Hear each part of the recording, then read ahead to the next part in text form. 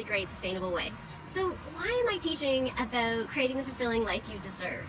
The reason for that is because I've been obsessed with designing my life and teaching other clients and other people to design their perfect life, when they have ADHD, since my teens. It's especially this book I read called The 4-Hour Workweek by Timothy Ferriss. I read it when I was in the early 20s, and it blew my mind that one could actually design one's life and not just go with the flow. Which, by the way, I think that go with the flow stuff is total BS for a lot of people with ADD, because it ends up making us a statistic. Specifically, a statistic around being underemployed or unemployed, a single parent, likely some failed pursuits along the way and a lot of regrets, and possibly even in jail. I mean, these are the stats that we're working with. It's awful. You don't want to just go with the flow and just flow right into that, right? You want to run your own life. And I mean, don't worry, if you're already in a lot of elements of that, like I was too, and one can still even be happy with a lot of those variables. I mean, being a single parent can be incredibly rewarding, so don't get me wrong. My life was headed in all sorts of awful directions not very long ago. I was failing at a university due to my undiagnosed learning disabilities and a super intense TV addiction. I had no meaningful friendships and was just totally unreliable, constantly disappointing my family, having just all sorts of issues. I also was in school way longer than most of my peers who were just zooming by me left and right with all their accomplishments. And because it was really hard to manage my money at the time, as well as really stay properly employed while I was in school for so darn long, I also made use of a lot of food banks. Essentially, I was over-promising, under-delivering, and totally shortchanging myself. And to make matters worse, I was just in and out of abusive relationships because I didn't really think very much of myself, so why would I expect anybody else to? Then one day, I read this book, as I mentioned before, The 4-Hour Workweek, and I realized, wait, I don't have to live like this, right? I can live more on purpose, not just do whatever everybody else is doing, which obviously was not working for me. After that, I got really into learning self-help books, just reading all the ones I can get my hands on, psychology books, going to therapy myself, which just literally changed my life, and there were just huge differences. Now I'm going to brag, and I want you to get ready for that. Because it's not often as fun listening to bragging as it is bragging, but I think it's important. So when making this video, I was thinking what is my life now? And it's not perfect in every way, but it's really just about perfect for me. Now my life looks like graduating my master's program top of my class. It looks like waking up at noon to my amazing husband cooking me a delicious breakfast. And being surrounded by a community of just purposeful, amazing, positive people that just give me so much energy every day. It looks like reading and kayaking all day in my pajamas often, because at 30 I've predominantly retired from running the counseling center in an active way and mostly just do passion projects now. It looks like winning the Women of Distinction Award from the YMCA and the Mayor's Award from the mayor in my town for all the work that I've done helping with people with neurodiversity and females around entrepreneurship. Essentially, it looks like not having to deal with controlling people running my life and letting beautiful days pass by without being able to appreciate them. Okay, end of bragging. And I say all these things not to brag, but because honestly, when I was growing up, I saw no genuine examples of people with ADHD really living a fulfilled life. I saw them predominantly struggling and feeling unconnected, unheard, having all these issues. And now, as I have ADHD and all these amazing people around me in my community have ADD too, and we're just encouraging each other and helping each other grow, and now I just really want to bring that to the world, that that's so possible, and that if you fully embrace yourself, take a real sobering, terrifying look into who you actually are, what your strengths, what your weaknesses are, how to use them best, and fully optimize on your life, and doing it by design. So I really love the expression of, if you don't plan, you're planning to fail. So this course is all about learning to plan, so you don't have to rely on luck for a lot of stuff. I mean, some of you, you're just gonna be super lucky. You don't even have to plan anything. Your life is gonna go great. But I'm not one of those people. And so this course is gonna be all about planning your work life, your romantic life, your leisure activities, boosting your self-esteem, your routines, all of it you can plan to really make your life go in the direction you want as quickly as possible. It's gonna just save years off your life, I think. Really, this course is meant to give you, the wisdom that I've gained in 10 years of really designing my life to some pretty amazing accomplishments, and save you all that time from having to do it yourself. It took ages and a lot of work, and if I could just give you a course that just goes, here, do these things, and you'll get the same thing, I mean, I'd much rather that, because nobody has to do these blood, sweat, and tears, if the answers are out there. Also, honestly, it's really fun to talk about my accomplishments, because when I was younger, the way that my family and my world and my school talked about me, I mean, I really thought I was going to die penniless and alone and never really accomplishing anything, because those were the messages I got as a kid. And I imagine for a lot of you, you got those similar messages. So let's correct those. Let's really look at the amazing parts of us and the amazing parts of ADD. We'll go into that soon as well. There are so many good parts of us, and that's a big reason why a lot of the writers and producers and actors and everything in Hollywood are really predominantly people with ADHD.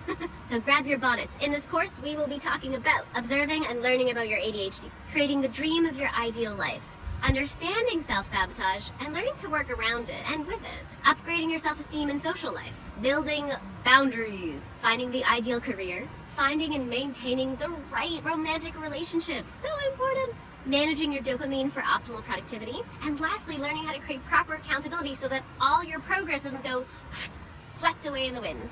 Feel free to make this course a top priority in life and just get through it in 30 days. You'll see huge changes, or just do it whenever you feel like you have time. That's cool too. No matter what, you won't be disappointed. Good luck on your journey. I am so excited for you.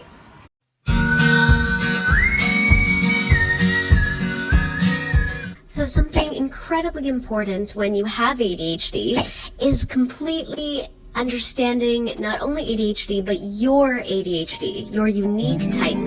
Everyone's ADD is so different to the point where it doesn't even seem like the same animal. Actually, a lot of people with ADD don't understand other people with ADD because they figure, well, if they got over something, shouldn't the other person be able to? But we all have different skills and different weaknesses, so that doesn't really apply, even amongst ourselves. So step one is get to know your ADHD. And it's really hard to detach yourself from your ADHD because they just feel so connected and correlated to your core being. But there are certain things to look out for. Common parts of us that are ADHD specific or related include being late a lot, having trouble finishing tasks, having trouble starting tasks, feeling really lonely when you're alone or just really, really bored, and finding that you're bored quite often and really trying to get away from it. Also having a lot of trouble organizing tasks in your work, as well as trouble with daily chores like cooking or laundry or other stuff you do on a regular basis. Really having trouble with anything you do regularly and goals, all those kind of things. Those are all quite ADD. There's also a lot of learning differences, such as having a lot of trouble in school, reading, writing, that kind of thing. We also have a lot of issues handing in assignments and remembering the dates of things, as well as getting along with peers. And you don't need to know exactly where you end and ADD begins, because that's a really fuzzy line, but it's just really good to know what ADD is and which one of your traits are ADD related. And when really understanding your own unique ADD, I really recommend try not lying to yourself about it. It's okay to embrace these weaknesses, and there's really great things afterwards, at the end of that tunnel once you figure that stuff out. And when you lie to yourself, you're really just getting in the way of creating efficient systems that perfectly work for you. You're essentially at that point just creating systems for a person you aren't, which is not the ideal situation, which I've seen clients do quite often. So connected to learning about your ADHD, let me teach you something important in terms of the biology of ADHD. So the right prefrontal cortex, that's where you hold a lot of your executive functions, which are things like time management, scheduling, emotional regulation, impulse control. We hold a lot of really important things in our right prefrontal cortex. So the brain has to outsource to other parts of the brain to get things done, which can lead to some of the very unusual and fascinating ways that people with ADD think. A second big difference is our amygdala and emotion centers. So the amygdala is really important because it's connected to our emotions. In ADD, our emotions are kind of huge and loud. They're a lot bigger than most people's emotions are. Either we're really happy or really sad, but the polarities are just much more extreme. So when we're sad, we might feel suicidal or like nothing has a reason, everything just feels stupid. When we're happy, we might be like, oh my god, we want to be addicted to this thing, we want to do it forever, all day long, right? In the beginning of relationships, we're like so in love, and then we have issues in the relationships, and it's all we think about. So emotions in ADD are super, super, super duper strong. And one of the reasons for that is an overactive amygdala. So your amygdala decides how quick you send cortisol, which is your stress hormone. So if something weird happens, do you send a bunch of, your sentries almost in your brain to go look out for problems, or do you only send a couple? So with ADD, we send a bunch to go, like the whole village runs out to see the threat, and it stops us from being able to focus very much. So when we're feeling emotional, our emotions are just a lot bigger, and so we have to really learn to manage them more than the average person to become a more predictable person that we can plan around. So the next thing that's different is our focusing and motivation. So that is really connected to a chemical called dopamine and cortisol. So first, dopamine, it is what you need in your brain to be focused, motivated, to get that sense of satisfaction, even to access your memory, to really remember things and encode things in your memory. Dopamine's a really important part. But in ADD, we don't always have enough. We have too much, we have too little, but it's not that regulated. So that causes us a lot of problems. So there are about two main levels where our dopamine bounces between. So we either have way too much, and that's where we're just hyper-focused, we're just like obsessed with what we're doing, we don't want to do anything else, we don't want to be interrupted. And too little is often where we just feel really dopey, stupid, almost the same feeling when you're kind of drunk, you're just a little disoriented, a little dysregulated. And that's not a great feeling, because it's really hard to kind of get focused on something when you're at a dopamine, meaning like you can't even focus. You learn things, they go in one ear and out the other, and that's not really that helpful. And then there's something else that controls those levels of dopamine, your focusing hormone, essentially, right? So if your dopamine's really high and you're feeling great, but then all of a sudden stress comes along, some sort of negative emotion, like we talked about, our negative emotions are a little stronger than other people's, so it comes along and that pumps something called cortisol. That's your stress hormone. So cortisol goes way up, your dopamine, no matter, even if you had a lot of it, just crashes down to the ground. So no more dopamine. I think of cortisol like Mr. Pac-Man, and then dopamines are like the little things it eats to get points. So, your Mr. Pac-Man comes along and eats all your dopamine.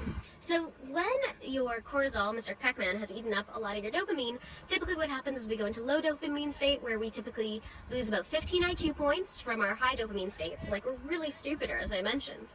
And you lose track of your long-term memories. So everything you know and put there to be tested or whatever, you just can't access that stuff, right? So you get cut off from your long-term memories and your IQ is going down, right? So, and then we crash. So that is how cortisol and dopamine come together to really manage throughout your day, how alert and motivated you feel. So it's really important to understand your own patterns of that. I like to ask a lot of clients kind of constantly when they come into my office, what dopamine state are you in, if they have ADD, before we even start the session, so I know how quickly they're going to be remembering, what's going to be going on, how I need to teach them in a unique way, because you're going to be teaching somebody with ADD who has high dopamine a lot faster than you'll teach someone with ADD who has low dopamine. And lastly, a big difference with the ADD brain is our working memory. So you can think of that as your desktop, okay? So it's how many things you can fit on your desk and then fiddle with. So it's stuff that you're kind of thinking about and contrasting to other things you're thinking about. So the average person's working memory is about 5 or so things they can keep in it. The average person with ADD, our working memory can hold about 2 on average. So you might notice that if you walk into a room, you might forget fully what's happening. If someone starts to talk to you, you might forget what you were doing. So big difference with ADD is our working memory. The average person can hold about 5 things plus or minus in their working memory that they can kind of compare and contrast. They can think of I need to go get the dog, and I need to call this person in a couple minutes, and I'm waiting for a casserole to finish, and my socks are itchy, and it's a beautiful day. They can kind of hold all those things in their head. A person with ADD typically can only hold about 2 before we've kind of lost one. So we could be thinking, my socks are itchy, and I need to focus on this test. Then all of a sudden somebody comes in, and they talk to you about something, and you've just lost your 2 things because now it's replaced with someone's talking to me and maybe my socks are itchy. But you really can't hold that much in there, right? So it's really important to know that we have a smaller working memory so that we can kind of use a lot of lists. So lists are really, really helpful, writing things down, using out schedulers like calendars or daily to-do lists. Those are really important just to get things out of your working memory and onto a piece of paper. We can work with that a lot better. And we do better with more written or recorded instructions rather than someone just telling us, hey, turn left at that turn and then go right, then pass the cow, go straight, and then we're oh my gosh, after the first 1 or 2 things, our brains floated away. So that's a good thing to know about yourself and to prepare for yourself when you have ADD, so that you're understanding that you're a little bit different than other people, but you can totally work around that and work with it because it actually has amazing strengths. And just to go into some of the strengths that you have with ADD, just because some people, they're not as clear on that, there's ADD gets so much bad PR. We're often so much more creative. We're amazing problem solvers. We're incredibly empathetic and make fantastic teachers and parents. We are fantastic entrepreneurs, especially when paired with someone really reliable, because we have the best ideas and just are so good at thinking outside the box or realizing where something's kind of broken and can be optimized. we're also most of the writers and the comedians and the actors in Hollywood, because we're so good at representing reality in all sorts of these different ways and like connecting to our really strong emotions based and projecting them, onto situations through like acting or stories or poetry. Those are predominantly people with ADD. So we have some pretty cool peers. Also with ADHD, it's really good to learn about comorbidities, which are other conditions that really, really, really commonly come with ADD. Like it's quite rare for someone with ADD not to have one of these other things. And some of those common ones are depression, anxiety, addictions, and those are behavioral and substance. So some behavioral addictions can be sex addiction, food addiction, TV addiction. Then there's substance-based addictions, which are more like coffee or drugs or cigarettes, that kind of thing. Also, we typically have learning disorders and autism spectrum disorder. That is pretty common. I mean, I have ADD and Asperger's and sensory integration dysfunction. So sensory integration dysfunction is kind of my senses are just so strong and overdeveloped, especially in my sense of smell and my sense of touch. So that has also sorts of interesting impacts on my life too. So very rarely does someone with ADHD only have one thing, so don't feel bad if you have a bunch of things just like me. So your experiment for this week is to really watch your own type of ADHD. Look at how it strengthens your life, how it weakens elements of your life. Really take a hard look at yourself and just double check what part of me is ADD, what isn't, what do I need to tweak, what do I just need to know about. It's not about using ADD as an excuse, it's about using it to inform your choices for your day-to-day living. You might also want to ask some family or friends around you if they've noticed anything that they think are your ADD symptoms. That can also really help.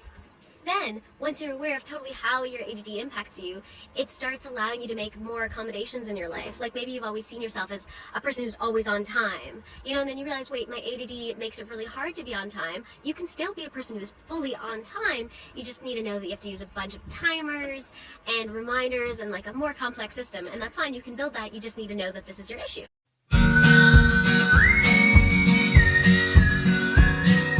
This unit, we're going to be working on setting the right intention for change. So we're doing a big 30-day challenge, right?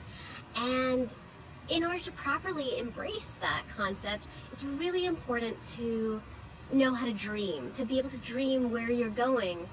Because then how else will you know once you get there? Your subconscious also needs help to know what you're working on when you're working towards change. And this is a great exercise to give your subconscious a hook in terms of that ability to help you while you're trying to change all these habits and think about your life in such a different way this month. The exercise looks like this. Think of your ideal morning. Say, your life is as you want it to be. It's your ideal morning. You still have ADD, so you're still yourself, but what's different? So walk yourself through that ideal morning. I really recommend writing it down and really tune into all your senses, such as what are you smelling that morning? Is there a cup of coffee brewing? Or maybe you're not addicted to coffee anymore. Maybe there's tea brewing. What do you hear around you? Are there birds? Are you somewhere in nature? Do you hear the sound of your children getting ready by themselves? Like, what do you want to be happening? And what do you see around you? Do you see certain types of colors, structures, buildings, clean dishes, whatever, so really getting into your five senses there and flushing out as if you were writing a movie script or a play script, and just making it exactly as you want. So it could be, I wake up in the morning to the smell of tea already ready, lavender tea, and my partner's given it to me and said that they also made me breakfast, and then I can smell, the smell of eggs and bacon maybe, or whatever you love smelling in the morning. And then I go and do yoga for a certain amount of time and stretch and find, oh my gosh, I'm so flexible, and that my yoga mat is really supporting me really well today, and then I go and I focus on this project for an hour that I really need to do and just feel really satisfied every time I get over an issue in the work that I'm doing. And then I put on a certain outfit and it feels really comfortable and I feel like there's a lot of space in me for it, and then it gives me a lot of energy for the day because I really like the way I look in the morning. Whatever, so it's your goal. So really making something somewhat realistic for yourself. So writing that script for that morning. I recommend spending at least 10 minutes or so just writing that script of your ideal morning after this 30-day ADHD change process, and then by the end of the 30 days seeing how close you are to that goal. So that can be pretty satisfying. You don't expect you're not going to be there perfectly, we're working on things, making big changes in 30 days, but it's going to be the rest of your life, really implementing a lot of these changes. But your goals will really give you that straight path to go, and you'll know when you're on track. So good luck with that. I also really recommend, if you get a chance this week, to set up a vision board. I don't know if you've ever heard of vision boards. Might seem like something silly to do, but they're phenomenal. The way that they work is you go through magazines or do drawings or print stuff off online, and you put it all on a board of some kind. Glue it on, or even just use tacks or whatever you'd rather.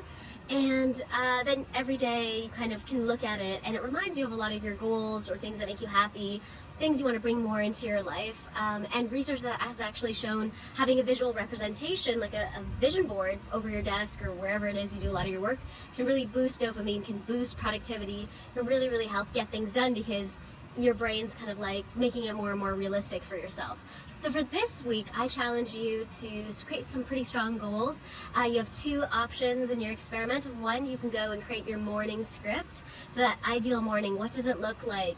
Really notice every single detail. And then I recommend going through it for the rest of this challenge every single day.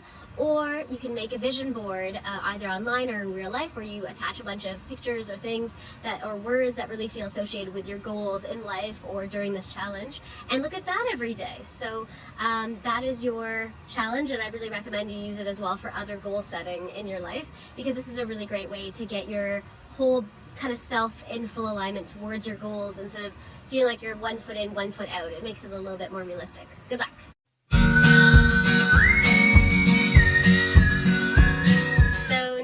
In beautiful Ostuni, Italy, just in the south of Italy, on a roof terrace, no less. I'm going to teach you guys a little bit about why we procrastinate, in the sense of the origins. Like every single time we procrastinate, there's usually a different reason for it. There's usually something different going on. And there's usually only 5 sources to that procrastination or laziness. A lot of people call, when people with ADD, or anybody, I guess, is procrastinating, they say, oh, you're just being lazy, or you're putting off something. But really the thing is we don't have the energy for some reason. And usually there's about 5 reasons, and you can figure out the reasons doing a stress analysis. So the word stressed is an acronym that stands for STRESS. So it stands for steps, thinking, negative thinking especially. R is for research. E is for emotion/trauma. S is for sensory issues, and the last S is for self-care. That was a little test for me, because I'm not reading this off of anything. I'm just like, oh yeah, what are they again? Anyway, and so I'm going to go into figuring out which ones are getting in your way and what to do about it. So first thing is steps. So you're procrastinating because you don't have the right first step. So it might be that you're like doing an essay, or trying to do a project for work, or even trying to put on your pants. And maybe you think your first step is write introduction. But your actual first step, let's say for an essay, might be find the instructions, or it might be ask a friend or a colleague, if you're actually doing the right thing, or it might be open your computer. You may have picked the wrong first step that's taking you in the wrong direction. So that's steps. The next possible origin is the T, so negative thinking. Like when you're just starting to sit down and work on this thing, are you right away going, oh, this is going to suck, this is going to go really badly, I'm going to do such a bad job, it's going to be just like those other things. Do you have that negative thinking going on for you? Those are the beautiful bells, by the way. In Ostuni, there's always bells every hour. It's quite lovely. Anyway, so the S is, did you pick the right step? And then T is the thinking. Are you doing negative thinking already when you sit down? Because that just drains you of dopamine, drains you of focusing juice super fast. You're sabotaging yourself, really. The next thing is R. So R is for research. So is there something that you don't know? Any ambiguity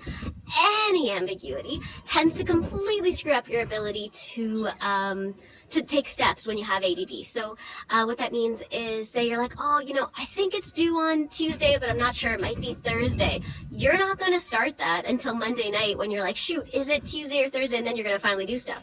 But you're not going to start it on the weekend, that's for sure. Or say, you need to figure out, okay, I really need to do this, but I'm not sure if I'm using the right tools, or if I'm doing it the most effective way, or I'm not sure exactly what my teacher or my friend meant.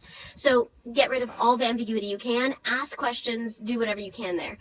Good. Next thing is E. So E is for emotion/trauma. This one's quite interesting. It's where it's not actually the task itself that's bothering you. It's just all tasks like this. You have a bit of trauma or really negative emotion tied to it that drains your dopamine and energy juice super fast. So that might look like, maybe when I was in grade 4, I was doing a lot of writing exercises and I had a lot of problems. I didn't get a lot of support from my teachers. And now whenever I have to do a writing assignment right away, I feel, drained. I'm like, this is gonna suck. So even if it's the funnest writing assignment, I can't even notice because I'm already drained just thinking about it. So that's something worth exploring. So that's what the E is there. So there's some sort of negative emotion tied to it. And so a really good thing to do there is to either process it in therapy if you can, but if not, do something that boosts your energy and dopamine while you're doing it, before you're doing it, and after you're doing it, as much as you can. So it might look like, if you're going to do an awful task, like do the first step of it to build momentum, so get started on it while listening to really good music or giving yourself a reward. Okay, after this is done, I'm going to go out for ice cream with my friends, or something that's going to refill you really fast. You want that. Good. Next thing after emotions is the first S of stress, or the second S, I guess, out of the 3 S's, and it is sensory issues. So, okay, I was diagnosed with ADD in my early 20s, so I had to deal with a lot of sensory issues my whole life that I never had a name for. And many people with ADD typically have overdeveloped senses. One of our 5 or so senses are typically overdeveloped. So things might be itchier than they are for other people, or they might be louder, or the taste might really bother you way more than other people. You might feel pain a lot stronger than others. That's one of mine. Another one for me is I smell things. A lot of my childhood, I remember the bad breath or body odor of like music teachers who like sat really close to me, or adults who had to hug when I didn't want to. My sense of smell's gone down quite a bit since then, but that's how my childhood is remembered. But I never knew it was sensory issues. I just thought I was being lazy or a bad kid or oversensitive. I was called sensitive so much as a kid, so be careful with that one.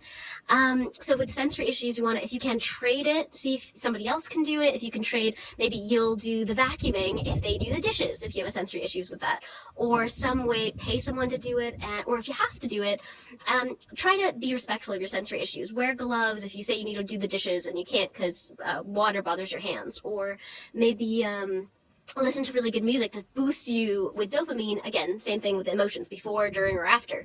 But knowing that you're gonna drain yourself of dopamine and it's gonna be much worse for you than others, it's gonna take longer. So you want to make space for that.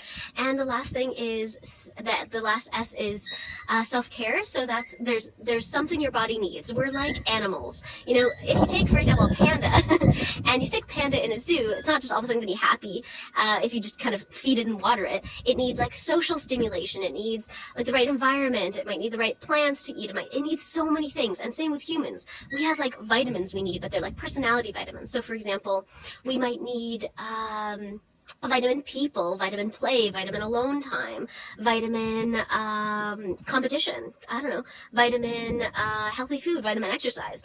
You really want to figure out what your self-care is, and a good way to do it is just set a timer 15 minutes. Try a certain type of self-care.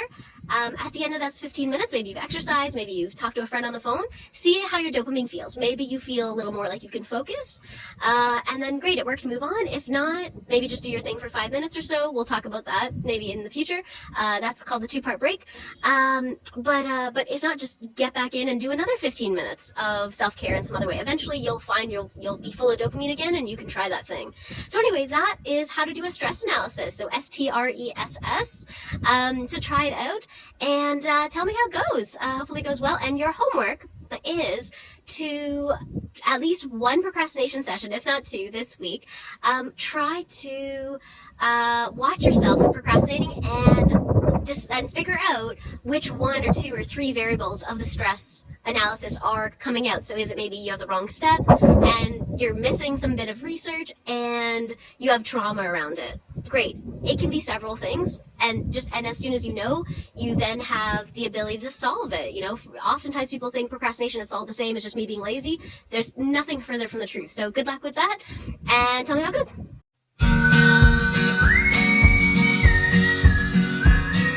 This unit, we're going to work on understanding our self-sabotaging cycles. Why? Because I don't know if you've noticed, but most of the time the things in the way of our goals aren't really other people or things even. It's really predominantly ourselves. And so why do humans self-sabotage? Well, if you think about it, when you're a kid, there's a lot of techniques that really work for you, like looking cute, maybe yelling at your parents, running away from issues, like all sorts of things, right? So at some point in your childhood, these were incredibly useful techniques, right? And then you become an adult, and all of a sudden running away from your issues or yelling at people or demanding things or whatever, looking cute might not be cutting it anymore, right? Doesn't get you the grades, doesn't get you the promotions maybe. And so that doesn't really hugely impact your techniques though, right? A lot of us were formed at a pretty young age. So unless we purposefully go into ourselves and essentially go double check, like what are all these techniques I'm using? Are they efficient for me today? Are they reaching my goals? And changing the ones that aren't. And that takes a lot of work, it's building new habits and instincts even. Unless you do that, you're just gonna have a lot of old instincts and strategies from when you're a kid, which might not work in your adult life. So let's explore the self-sabotage cycle a little bit. First, let's explore some examples around self-sabotage. So how do people do it? So for example, I know when I was younger, I used to sabotage myself in school by just getting really into a TV show that I just loved and just going nuts at it, even though there was no Netflix at the time, just like finding it in any way and just like consuming the whole series as quickly as possible. And that would feel much more important to me than doing the work I had to in that moment. So that was a nice thing I did for self-sabotage. Other ones include ones that some clients have done, such as one person showed up really late for an interview that he really wanted, and he could have not been late, but in those last minutes he was really worried about screwing it up, and then kind of that self-sabotaging part of him was just like, oh, let's just have some more food or comfort ourselves, and then they ended up late for that interview, and that caused them like a lot of problems, and they ended up getting the job, which is pretty exciting, but they were able to ask their manager, how did being late impact things? And they said, we almost didn't take you, but the rest of your resume looks so good.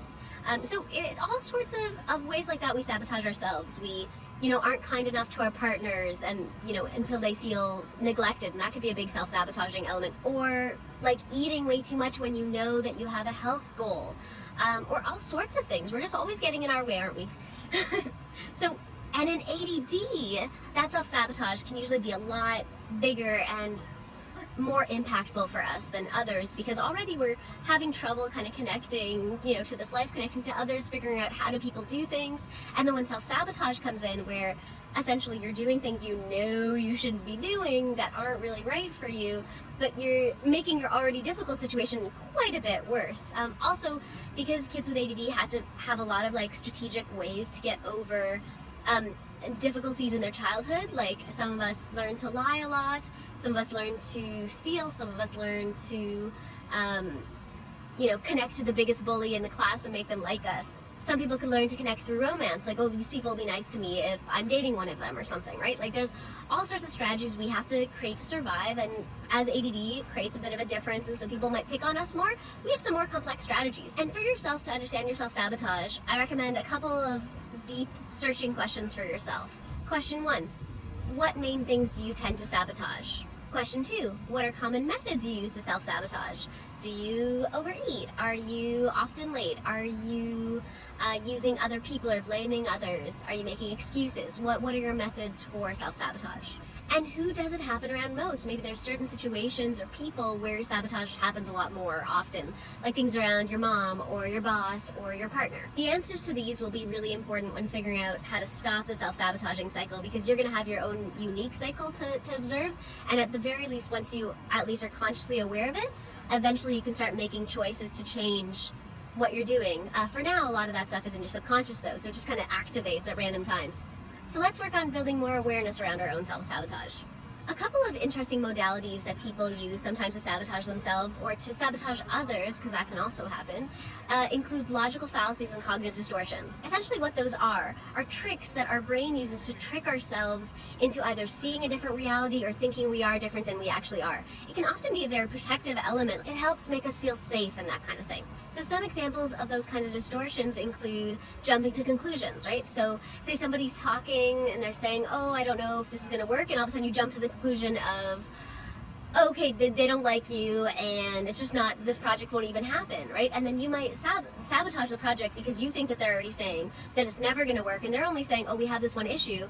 But if then you're reacting as if you're really angry, you're trying to convince them, yes, it will work, you're doing something really that's not kind of appropriate to the situation, and that person might be like, I don't understand why you're panicking right now, so that could deteriorate the relationship a little bit. Another great example is called catastrophizing.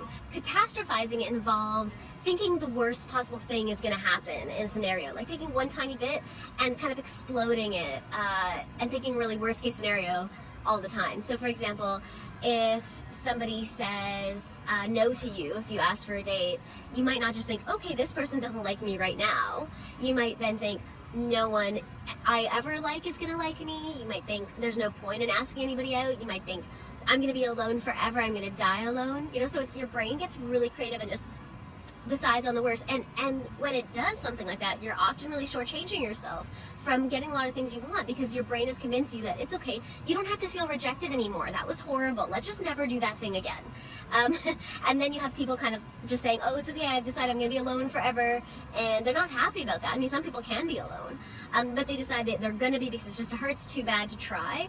And these people often live only like a half life, because they managed to convince themselves that a lot of things they deeply want but weren't able to get for some reason are things they're not allowed to have and never should try for, and then they only live a life of easy wins. And easy wins aren't really a great way to live your life. I mean, how would you feel satisfied with yourself if you're never even trying to function at your potential? Then there's always never thinking. So this one's a really big one. When someone's being mean to you, you might think, oh, they're always mean to me. Or if your kid isn't listening in that situation, in a certain conversation, you might think, oh, they never listen. And especially when you use those words to communicate those feelings to other people, it really makes them feel distanced from you. So say somebody's trying really hard to keep a clean space, like a communal space, maybe it's your roommate, and you say, oh my god, this place is always messy. Do you think in that moment your roommate really is looking for, oh, how can I solve this problem for you? No, they're more likely thinking, hey, how dare you? Sometimes I do clean, and it might not be to your standards, but it's not always horrible, right?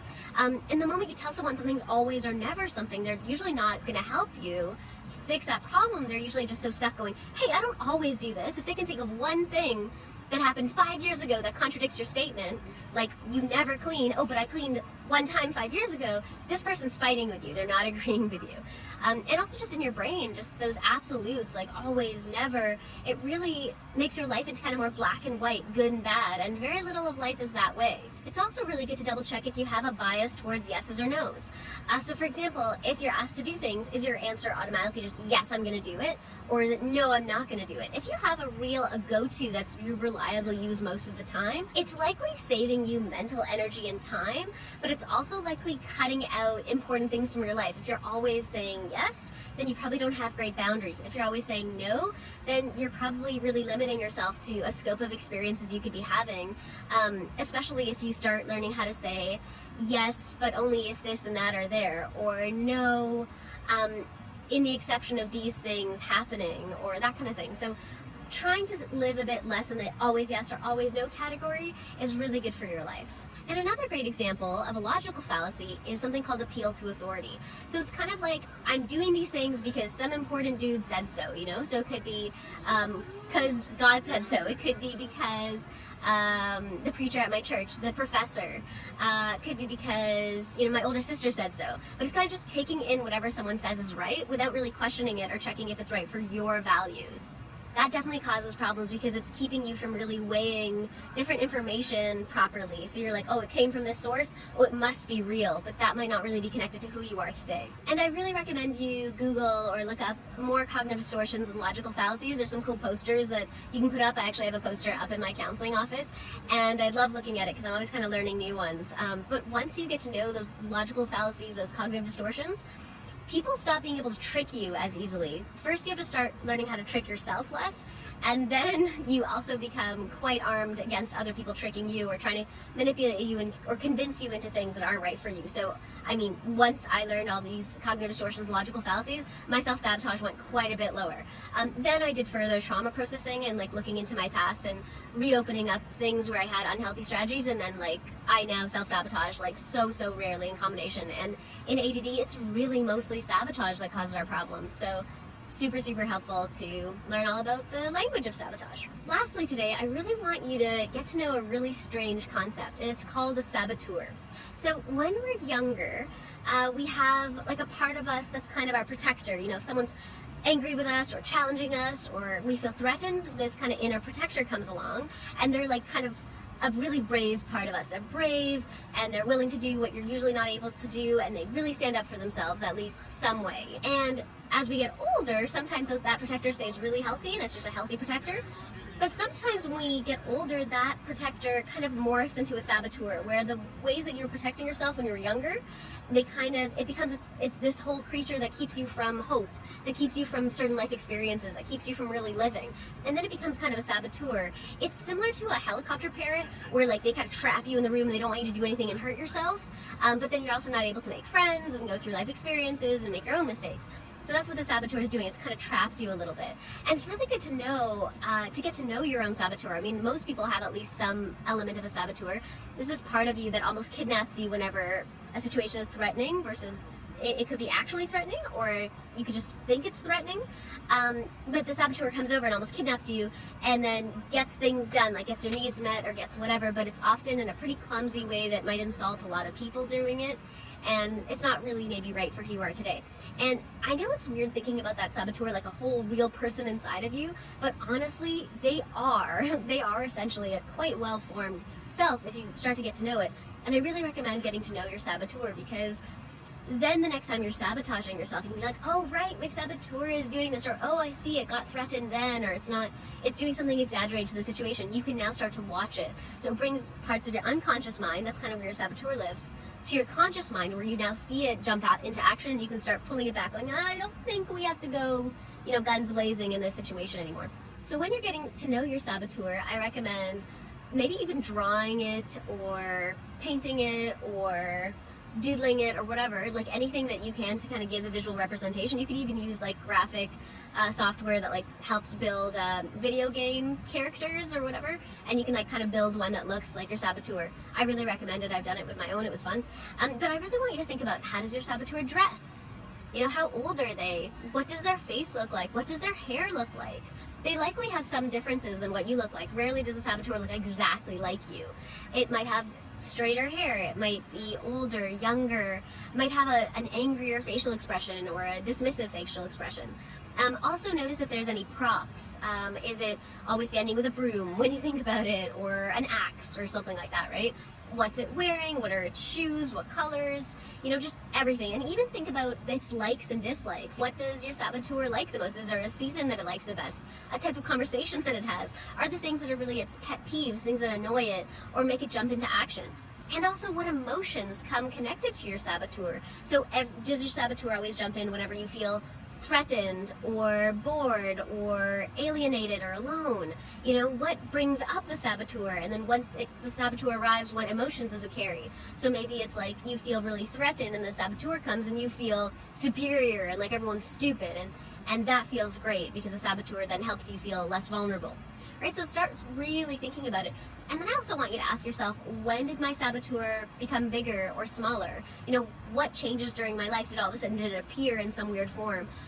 Or did it start having more influence on me? Because that's usually the original thing that kind of threatened you, like around a certain period of years when the saboteur may have gotten a lot stronger. That likely means that you weren't getting your needs met and you're feeling quite threatened, and so that probably grew the saboteur and had it start taking over a lot more often. So that's really good to know about it. And weirdly enough, I want you to also wonder, what does your saboteur really want for you? What are the highest intentions? Such as, if a helicopter parent, that's kind of trapped their kid, in this tiny world where the kid is theoretically safe, what does that parent want, right? They want their child to be safe, to listen to them, to feel like a good parent. Your saboteur likely has similar things that it needs. It might want you to take more breaks. It might want you to say no more. It might want you to stop hanging around people that disrespect you. It might want you to stop studying a topic that's really wrong for you and that you don't care anything about. It might want you to go into a topic that really lights you up inside. Your saboteur might want a lot of quite complex things, so it's important to listen. And it's kind of similar to listening to the demands of a kidnapper. They likely want something. I mean, you might not want to give it everything, but there's probably something you could offer it in exchange for giving you back some control over yourself in threatening situations. So that might look like, making a deal with it that you're going to get into less threatening situations, that you're going to, look for red flags more, or rest more, or say no at least like 20% more or think before you make plans or something like that, right? So really figure out, what does your saboteur want? This is a pretty important unit because our saboteur, if we're not in control of it, if we don't morph it back into a healthy protector, then it's not really our lives we're leading, and that's why we don't really feel like we're in the driver's seat. You know, we feel like we're just being pulled along to everything and having somebody else make these choices for us that often aren't right for us. So it really rebuilds trust with yourself and gives you a better analysis of who you actually are when you're not being triggered, when you're not jumping to conclusions, when you're not doing all these silly things that you think are protecting you but are trapping you in a tiny, tiny little world. So your experiment for this unit is to really map out that saboteur. Draw it out, write it out, figure out their likes, their dislikes, the emotions they're connected to, everything. Figure out what it wants from you, when it's not in control, when it is in control. Really get to know it better and feel how it changes during this 30-day period. Maybe it starts coming out less or more. Sometimes when you look at it, it can get really angry and agitated. So watch out for all of that. It'll be pretty interesting to watch it, I promise.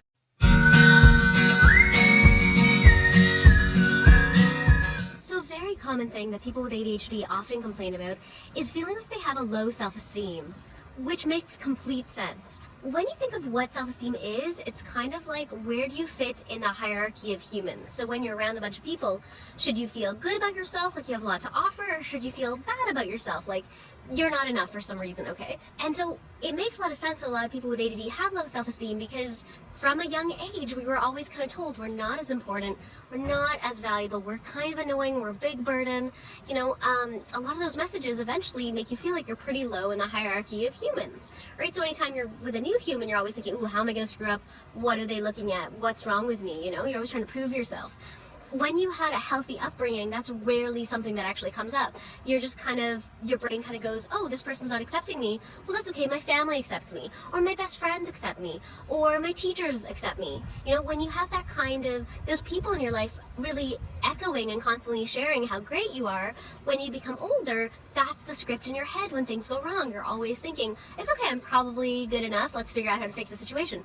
But as you'd imagine, a lot of people with ADD who didn't have a lot of support when we were growing up, who always seemed to stick out weirdly, who a lot of people may not have understood, we're not going to feel that great about ourselves. So what do we do about it? So research on self-esteem really shows that you actually build it the same way that it was broken.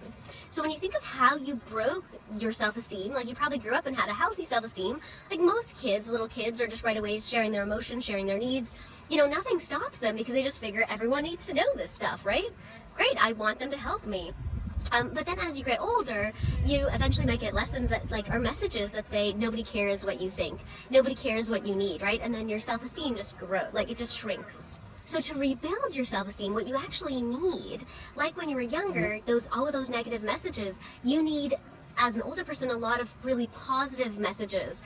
So it's best to have some sort of group where some people, they don't all have to know each other or see each other, but how it works is when you're around groups of people or multiple people who are constantly echoing back how cool you are and that they see a lot of good in you and that they can relate to you and that that you have a lot in common or whatever it is, that maybe you have a really strong skill set in something they care about, whatever, you're getting those messages, and then that really starts growing that self-esteem and you start getting new thoughts. Like if someone's mean to you, you think, well, my friends accept this part of me, or well, I'm good at these things, so who cares, right? That's a very protective thing that is built into the brain when you're treated in that way, and it really boosts your self-esteem. So there's no big magic to it. It's essentially just find like-minded others and then rebuild that self-esteem. Now, how do you find like-minded others? As if you haven't been looking, right? It's not like that's the easiest thing in the world. There's a lot of really great ways to go about it. One of them is support groups. So people with ADHD, when you go to an ADHD support group, and they're often offered in most cities, and at the very least online, you can find them in multiple places. Just Google ADHD support group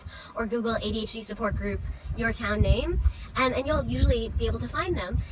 And what happens is you connect, you go to these ADD groups, often they're free or quite cheap, and you're able to really see other people like you and other people, because they're used to, maybe you being late or sloppy or forgetting what you're saying mid-sentence. They're not using those as points to remove from you, right?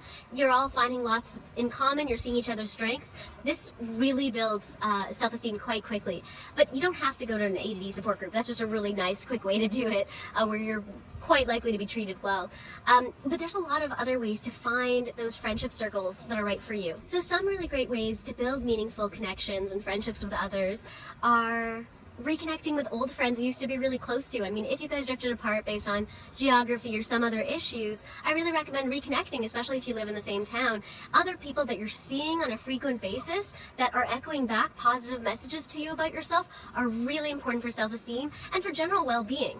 Another thing I really strongly suggest is something called meetup.com. I love it. I've used it over and over. I've gone to groups connected to, people who like kayaking, groups connected to people who like playing volleyball, ADHD related groups. I've been to so many different meetup groups, especially if I go to a new town. I'll often actually go to a meetup.com event because they're just all over the world. And so you can even yourself, if you don't find groups of people into what you're into, like that's the magic of meetup.com, you can really find people through your special interests. So often with ADD, we have a lot of special interests, right? And we're often quite skilled at them and really love talking about them and teaching. So when you go to these events and people are asking you questions and you're shown as knowledgeable and you've shown that you have a lot to offer, that's a really great place to start building friendships and group friendship connections. And a really important thing, if you do go to meetup.com groups or any kind of group situation, they might meet up once a month or something like that, right? It might not be that frequent. A really important part to creating deep connective friendships are finding something that you both do where you can connect around it quite frequently. For example, if you find someone at a meetup.com group and they love walking, for example, invite them out walking, do something weekly with them. I really recommend at least seeing someone weekly in the beginning when you're really trying to create a friendship as much as you can. Finding something you guys could do together, some way that you're connected, either like you join a camp. There's camps for older people. You can join a team, like a sports team. You can join a league of some kind. Whatever it is, as long as you're connecting to those same people weekly, and it could just be one person you're connecting to weekly, it's that stickiness. The stickiness, when we see a person frequently enough, we just start becoming part of who they are, and they start craving us. They start asking us to do things more, creating a really great connective bond.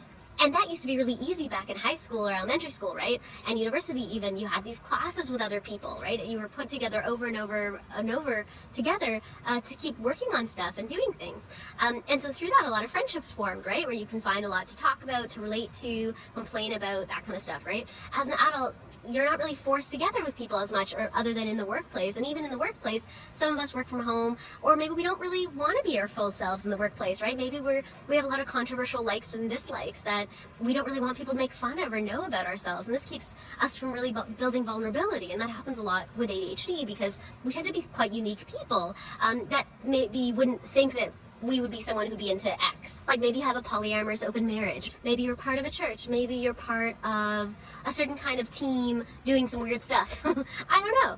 But you might not want maybe people at your work to totally know that about you, and that's okay. But you want to create those sticky interactions where you're seeing other people at least weekly, and then a lot of good friendships tend to come out of that. And if you can't find a meetup.com group that does what you want, create one. It currently costs about $12 American to run a meetup.com group, and you can have actually up to 3 of them where you're, for that price where you're running a lot of groups. You could have, a weekly or monthly potluck group where you guys watch old films, right? You could have something where you guys play chess and read books at the same time. You can create something where you're kayaking and it's for people who also love growing their own food. You could mix a bunch of your interests and create your own very, very unique group. And the cool part about meetup.com is it just spreads it around to millions of people, really. And eventually, it might not be right away, but in several months, you might have a really active group of friends doing really cool regular stuff. And then you'll watch what your self-esteem does. Another great suggestion is when you meet someone that could be that right person that feels right for this place where you're in your life, or feels like a good influence, you can actually tell them, hey, you know what? I'm looking for more friends. Would you like to hang out regularly or hang out this Tuesday? I would love that. That's great. Telling them your intentions is really helpful. Some people might be like, oh, sorry, I'm all full of friends, and at least now you know, right? But a lot of people, they're like, oh, right, you want to be my friend. You don't just want to see each other once a year. You actually want to be part of my life. Okay, let's see if, how do we want to make that happen? And it's really good to make that date, for when you're going to hang out next, right then. Don't be like, oh, sure, we'll call each other and we'll set up something later. Just check with them, right? Are you free this Tuesday at 3 p.m.? That's typically a good sign if they're looking through their calendar and yeah, I want to do that. And some people are too busy and that won't work for them, but the faster you can make that connection, and ideally I'd recommend within about 2 weeks from meeting this person, getting them to do something with you together really starts things off on a good foot. Then they've met you, they want to connect to you, and you're still getting them during the good connection period. Also, when you meet someone you like, ask for their Facebook or their Twitter accounts or whatever. That's sometimes a little less scary than asking for their number, their email, especially if they're the opposite sex. They might think that you're trying to flirt with them or whatever. But a Facebook, like asking if you're on Facebook or Twitter, can often be a really nice way to where it's kind of ambiguous, they don't know if you're asking to date or friendship. It can make it a lot more comfortable, especially some men are uncomfortable asking other men for their information. So like, are you on Facebook tends to go over pretty well, versus, they might feel less comfortable asking for their number or something, might feel like, a dating scenario or something. Again, I don't agree that that's what it is, but that's just what people seem to be afraid of when I've talked to a lot of people about friendship. And fun fact, most clients that came into our office at the ADHD and Asperger's Center, they're at first coming for issues like productivity, they want to do trauma processing, they want to get better at their job, all sorts of things. But eventually, I'd say about 95% of them or so end up eventually talking about being lonely, but really wanting more friends, around not knowing why they can't connect to people, around talking about that others don't like them as a friend sometimes because they forget to call back or to email back. They often say no when people are going places. So it's really hard for us to keep those long-term connections. So it's really important for us to know that about ourselves, and so find other friends who are okay with that, who also like, maybe only talking once a month or whatever, but then that feels right for you, or that like doing things together but not just hanging out, like finding the right friends that like to do what you like, in the way that you like. So that's really important, as well as being able to build new friends. If you, for example, like just your friends have moved away or whatever's happened, there's all sorts of reasons why we need to recreate more friendship connections. But just so you know, you're really not alone in the self-esteem area or the having trouble making friends area. Another cool thing about friendship is that you really become about the 5 people you spend the most time with. And I mean, your friends, you can choose those and you can decide who you want to be. I really recommend in your main kind of friend circle, the people that you see the most, I recommend you have at least several of them who are really doing better than you in a lot of areas of life, because then they can always push you along and kind of, you can try to catch up, and that can be really great for mental health when they're not like super far away. Or some people find it really helpful to have like a couple friends doing a bit less well than them and a couple people doing a lot better than them, and if then it kind of balances out the self-esteem. Like, I could be great and do all these great things, but I'm still okay if I'm not doing all these things. I'm still doing better than these friends. And I know that's a weird way to think about it, but for some people that really helps in terms of how they achieve their goals and how they feel around their friends and how their self-esteem is.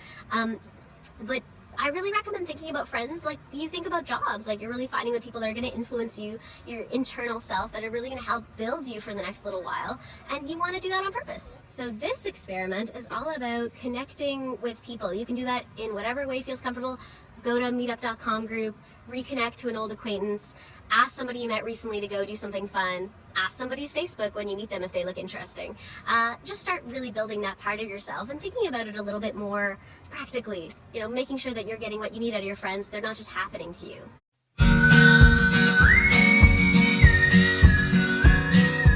So this unit is about boundaries. So what are some examples of boundaries? One of them is me not wearing makeup or my hair really any different than I would every day for making these videos. That's a big boundary for me because I make videos all the time, and I know that I just wouldn't start them. My ADD would get in the way if I just expected myself to, look all perfect. This is what you get. Not staying at your in-laws' house overnight, just maybe for a quick dinner. Leaving a party at 11 p.m. so you actually have time to sleep for that important morning meeting. Helping someone with moving, but only if all the boxes are already fully prepared when you get there, and only maximum for 3 hours. And not always being expected to be a designated driver, even if you don't drink. These are all great examples of boundaries. So why are people like us with ADD so bad at boundaries? Well, we're impulsive. We say yes without really thinking, and we also have trouble prioritizing to figure out kind of which tasks are more important. So when someone says, hey, do this for me, we're kind of like, okay, I don't really know anything else more important I'm supposed to do. We also say yes a lot because we're trying to please. This is really common in ADD because when we're younger, our needs look like preferences, so everybody else's needs come first. For example, your parents may have thought that it was a want for you to watch TV while you studied, but for you it was very possibly a need, because for a lot of people with ADD, we need special stimulation while we study to give us that focusing energy. Another reason is that many of us don't have calendars, we don't have our calendar on us, or we have like 5 calendars scattered all over the place and probably not on us, and we have to check them all. So we're kind of overwhelmed by that, And so we just say yes, and we just figure we'll reschedule later, which, by the way, wastes a huge amount of time. We're afraid people are going to get angry with us if we say no. Maybe that's sounding a little bit familiar. I know it was something really common for me before I kind of did my own therapy and my own work. I was saying yes to things all over the place, and I wasn't really living my life. I was living somebody else's life. Was I living your life, Mr. Pig? So why are boundaries so valuable? They help you create guidelines and limits in your life to really honor your long-term goals. They help you trust yourself and like yourself. Imagine that. They make sure that you're really spending your time and energy on things that matter to you in your life. They help you listen to your emotions so that when you do give, you can happily give to others without resentment. And resentment can often just cannibalize a relationship from the inside out. So what are some signs that you have poor boundaries? You'll often feel resentful, mad, and taken for granted a lot of the time. You're disconnected from your emotions, making them blow out sideways in a lot of inappropriate situations. For example, you might get really mad at your partner for no reason or start yelling at your kids and go, wait, why did I just do that? Who is that? Are those your values? You're constantly behind on deadlines. And you're depressed and really anxious often because you're not really living your own life. So what happens if you have trouble saying no? Well, people take advantage of you a lot and they're really not listening to your boundaries because they're used to you not really having boundaries. You get more and more disconnected from your feelings, which are really just there to tell you limits and priorities that are important for you and your long-term goals. You get overcommitted and overwhelmed. And you really stop trusting yourself because, you never really follow through on your goals anyway. Something's always getting in the way. And that can lead to a lot of depression. It's also really hard to build self-discipline without being able to say no. And self-discipline is a muscle that you get from prioritizing your long-term needs over your short-term wants. Instead of building self-discipline, you're spending all your time helping build other people's lives and goals, but not really your own. That eventually makes you run out of helping. So at a time when a loved one really, really, really needs you, you might be all spent and just can't help them out of something that you really would love to have been able to be there for. So how do we learn to say no? Step 1, do a boundary assessment. Explore the issues that a lack of boundary have had on your life. Ask yourself, where do your boundaries need to be stronger?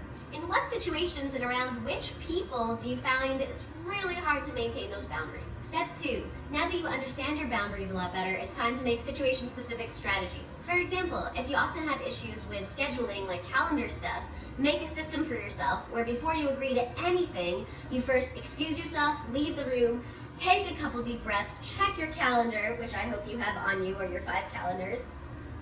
And then once you've had time to think, come back into the room and tell them your needs. Either yes or no or whatever. Breathing is really important, even though it sounds silly, because often when we're put on the spot, we hold our breath. And holding our breath usually leads to losing about 15 IQ points really quickly. That's what your body's been told to do. And losing track of your long-term memory, so you don't really remember your long-term goals. You don't really remember what you're even supposed to be doing. So taking a couple deep breaths is the fastest way to trigger to your body that you're safe, to relax it, to give you back access to your memories, to give you back your IQ points, and to really make the best choice for you in that moment. And if you really want to develop strong boundaries, number 3 is most important. Number 3 is developing boundaries of steel. Here are 2 strategies that are just going to really maximize your ability to set boundaries and make them over time feel like no big deal. Like, oh, I can say no to this, that's cool. You'll still like me, right? Boundaries of steel making exercise 1 is all about wearing 2 bracelets on your wrist. So you put 2 bracelets on your wrist, and throughout the day, you only move the bracelet to the other hand if you didn't maintain a boundary. Say you said yes to something that you really shouldn't have. If you get to the end of the day and at least 1 boundary is still on your wrist, you win. That's stage 1 of it. Yay! You can also increase and make the goal keeping 2 bracelets on your hand. That's cool too.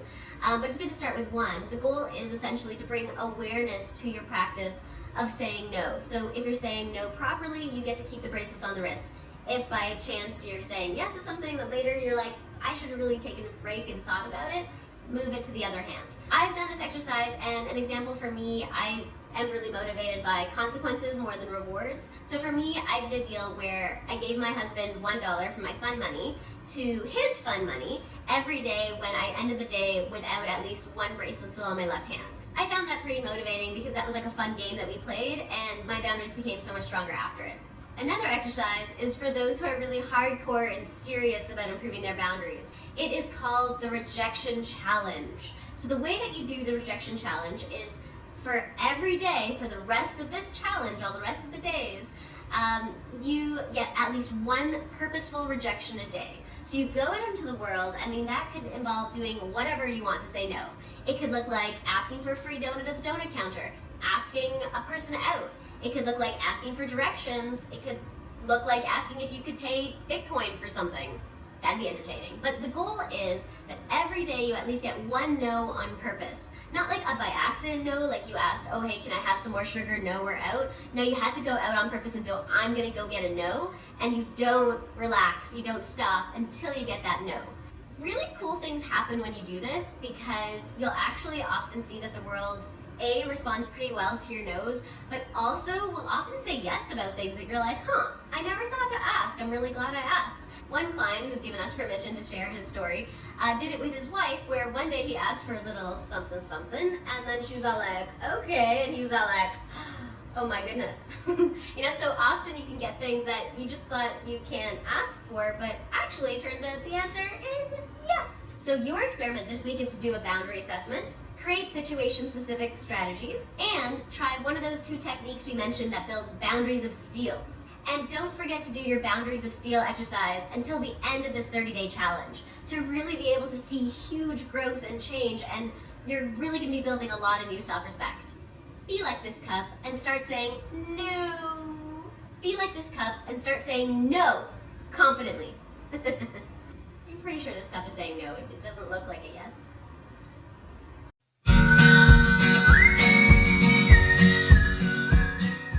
So a really important part of building the right life for you when you have ADHD is getting the right work environment, having where you feel appreciated and supported and we're able to move around if you need to, as well as making sure that your passions and causes in the world that you care about are part of your job. And there's really a lot to consider, and honestly, many people with ADHD, I'd say most, are pretty unhappy in their careers because it's really hard to get the right work situation when you have ADHD without really doing it on purpose.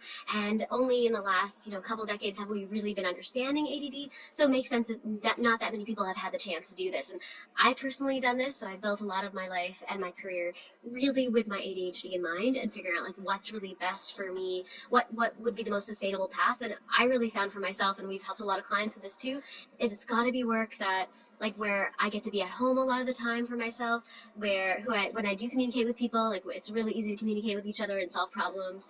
It's got to be a job where I can do multiple different things and switch between tasks, and also start my day whenever I'm in the mood for it, whenever I feel ready, and then take breaks when maybe my dopamine's really low and so my brain's not working as fast. Those are all really important things, but as well as for me bringing in a huge amount of meaning. Even as a therapist, I theoretically have a very meaningful job, but for myself, the real level of meaning I get through if I'm writing books and doing talks and helping clients and running groups and doing something that in a larger concept will exist when I'm gone, that, helping in certain ways like that. So those are what I needed for my minimum needs. Anyway, so this is just a good example of how you can follow these elements in yourself in a little bit of a different way than most people think of building their careers. There's just a lot more to it for us. And often it's not just going to be one career. A lot of us thrive best on a career that's multiple careers. Maybe on the weekends we're running a camp or doing an entrepreneurial pursuit. On the weekdays we manage a department in a law firm. There's a lot of elements that really make the right career for you. Something we created at the ADHD and Asperger Center is called the Life Path Equation. We realized that for people with ADHD, we needed a really unique way to work towards what the right career for them is. It just wasn't enough to use those typical boxed career tests. They just weren't really yielding results. The career test would just say something super vague like business person or entrepreneur, but there's so many different types of entrepreneurs, and the fact that people with ADHD so often become entrepreneurs, we really wanted a way to differentiate between all the types. So first thing is the work environment inventory. Here's where you're really exploring in a work environment and in the tasks you're actually doing, what needs to be part of things, what could be part of things, and what absolutely cannot be part of things. The way we determine your needs of what you need in a work environment is if this thing isn't there on a reliable basis, your soul will shrivel and eventually you will definitely become unsatisfied with the workplace. So you will need these things. So for some people it might mean I need to spend some time around people, or I need to have some time on my own, or I need to work outside sometimes, or I need it to be, a maximum 30-minute commute, otherwise a long commute in the morning always makes me upset. So your needs are that. Your wants are more like the icing on the cake. Like, if my needs were met, then it would be really nice if I could bike to work, or it would be really nice if, I was the employee of the month every month, or whatever. So those are your wants, like icing on the cake. Like, this would be nice. It's really nice to have our wants figured out versus our needs, because the needs you have to get. The wants are flexible, but sometimes we can be romanced by wants, and then a lot of our needs aren't met, and then those jobs just don't appeal to us at all. And lastly, there's the not allowed. So what will you not tolerate? A lot of these you might learn from previous work or volunteering experiences. So what doesn't work for you, such as, having to wear a costume, having to deal with a boss who's really emotionally volatile, having to constantly defend your job because you're about to be fired. I don't know. Whatever you're not okay with is really important. With ADD, our work environment, what we're generally doing, and how people treat us are so important. The next part is called a 3 Ps inventory. So you put in 5 things under your kind of favorite things to do. Those are your passions. And that could be specific things like, I really like going for walks. I like hanging out with my friends. I love practicing flute. Or it could be, vague things like helping the planet or being a good person, just anything that like your top kind of values or things you love to do, just like put them on there, especially things that are really common nowadays that you're doing a lot. Then the next part of the 3 Ps are your pains. So pick 5 things that bother you in the world, that like causes that you believe in, or things that really suck. So maybe you really believe in liberalism, or maybe you really believe that that vendor on the street who you just bought a hot dog from really shouldn't have been mean to you, or that people need to be nicer to people around them. Whatever, it could be anything you're passionate about, but with ADD, our passions are huge. Much bigger and more pronounced than the average person, and we can't really adapt to not having our passions in our lives. And the last P of the 3 Ps are your praises. So here list down about 5 things that people have said to you that you're just really good at, that you've gotten a lot of feedback. Like, it can be anything from you have a great smile, to you're really good at editing, to you're really great at growing people's ideas in a really practical way. Whatever. Things that people have told you that you're awesome at. So that is the 3 Ps inventory. And what I want you to do with the 3 Ps is every category, so all 3 areas in it, you want to number on a scale 1 to 10. So 10 means that these are really strong for you, and 1 means that these are less strong. Pick your top 2 or 3. Those are really going to guide you to the next step. The last part of the 3 Ps inventory is a brainstorm session. So this is where you sit down with somebody else, ideally, but you could do it on your own if you want. Usually we would do it like we'd have a therapist with you here. We give a list of lots of possible job options, like just kind of random things to jog your memory. You'll have that with the writing tools we have with this unit. So brainstorm for about 10 minutes, and in those 10 minutes we brainstorm about every possible job that you can think of, including micro jobs, so not just like lawyer, but doing research on law files, if that's really the specific job category or interest set that you have. Don't be just so vague like fireman. You could totally be like fireman manager. Well, that kind of thing. So you go through this brainstorm for 10 minutes and you look at our list to see if any of those work to add to your list. Or if other things that come up that aren't on our list, that's even better. And before you start the brainstorm, really consider your work environment and the 3 Ps that we discussed. Look at the traits and such that got the highest ratings, and look at what kind of jobs can qualify or work within those needs that you have.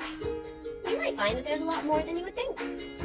Often people don't even think about what jobs will fit me, they just think what jobs are available.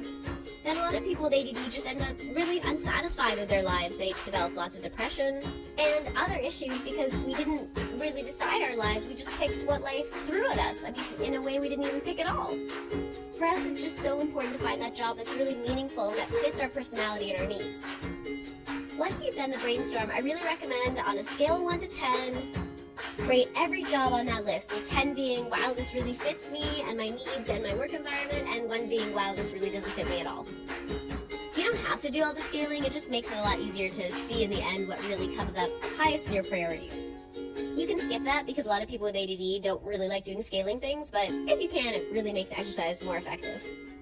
For the top 2 or 3 of those jobs that seem to really resonate with you most, I'd say connect to people who already have that job. So like interview them. So maybe if you have like an uncle, if you have a cousin or a friend or someone who knows somebody in an industry that you want to go into or who has that job, like go interview them, ask them out for coffee or tea, like and say your treat kind of thing. See whatever you can offer them to get connected to them and learn more about their world, and then you can start to get to know if it's really part of your needs, wants, not allows, like if they're really met in your work environment or not. I also really recommend going out and volunteering. I have volunteered so much and it was really, really helpful to figuring out, even within my industry, which was psychology, like what part of psychology did I want to be part of? It was incredibly helpful when I learned, oh man, I don't like working with these populations, or I just get so much energy out of like working with entrepreneurs. Another thing you can set up with those top jobs is set up job shadowing, where you see if with certain people in those industries you can join them in their workplace for a day. However, you could ask questions, see what they're doing, kind of really understand if this job in reality actually fits who you are and what you like to do. Sometimes you can just call up professionals, you don't even have to know them, and you can just ask them about their job. A lot of people just love talking about themselves. So hopefully those will give you a really good idea of what is suited for you. I really recommend going into a job really with your eyes wide open of understanding that work environment, the kind of hours that'll be needed, how other people are treated in that company, because then you're just so much more likely to end up in a place that really appreciates you and appreciates the amazing strengths that ADHD brings. And just a couple things I have to say on that are, if you know that it's a mental health friendly environment where maybe you're working in mental health or maybe they have initiatives around mental health, then it could be a lot more acceptable to bring up your ADD. Just know that if you do bring it up in the job environment, it could often actually lead to more job security. It legitimately becomes harder to fire you because now you have like a real disability that's been identified. But also know that if you're going to disclose that you have ADHD in the workplace, that they could really look at you more specifically. They can think of all what they think ADD means, which they might think it means being unreliable or lying or whatever associations they might have to ADD. They're going to project that at you and look at your work through this new lens. So some people really don't like that in the workplace, as they get maybe picked on more or their work is picked apart more often. So that can be worrisome. And again, be careful also if you have an organization where it's not very mental health friendly. I wouldn't say to disclose. Instead, I would say, so I don't work well with these 3 things, but these other techniques or tools help me work better. So you can still bring up what you need, but you don't have to call it ADHD, and that can really help. I'd say typically in bigger organizations with like a well-developed HR department, often it's a lot safer to disclose than in smaller organizations where no one's really looking out for your rights in the same way. So your experiment for the week is to try to do a life path equation for yourself. So really assessing those 3 Ps, your work environment, doing that brainstorm, setting up that volunteering or job shadowing, maybe spending 10 minutes every day on this, or asking someone to help you. You definitely won't regret it. And even people who know what is right for them, like the right job for them, sometimes going through this, if they find that those jobs and those positions that they're working towards are really coming out at the end, that that's the right thing for them, that's a really, really great sign that you're working towards something that is fully integrated with your values and that you're more likely to end up a lot happier with. So thumbs up if that happens. And if you have any trouble at all with the life path equation, you're welcome to connect to one of our coaches who on the phone can lead you through all the steps, because sometimes you want some help or some instruction with what you're doing. It takes about like 50 minutes to 80 minutes, I found, but sometimes it can definitely be quicker on your own. So good luck on this unit.